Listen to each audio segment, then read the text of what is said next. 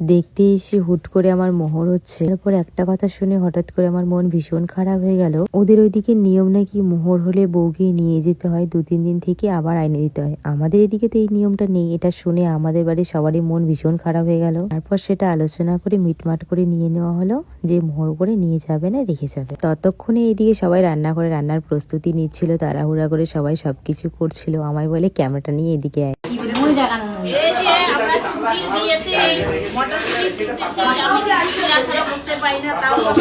আমরা গাজর কাটতেছি, এখন বেগুন কাটবো। এগুলো ওদিকে রাখো। বেগুন দাও।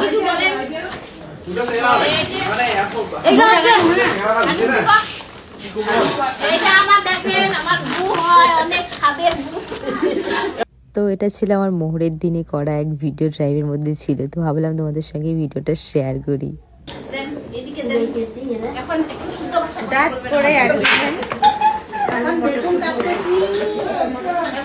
দাদি সারাদিন অনেক পরিশ্রম করতে, অনেক কাজ করছে।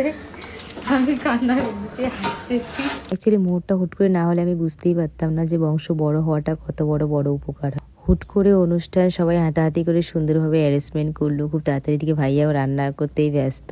যদিও ছোট্ট করে অনুষ্ঠানটা করাতে, যেহেতু আমার মামার বাড়ি আমার চাচার বাড়ি একদম পাশাপাশি, সেহেতু সবাই মিলেমিশে অনেক মানুষ হয়ে গেছে। ছোট আর থাকলো না, অনেক বড় হয়ে গেছে। এরকম ভিডিও ক্লিপ অনেক নেওয়া হয়ে গেছে, তবে সেগুলো সময়ের কারণে আপলোড করতে পারিনি। ভিডিওটি কেমন লাগলো অবশ্যই কমেন্ট করে বলবে, তাহলে আমি বাকিগুলো আপলোড করবো। টাটা।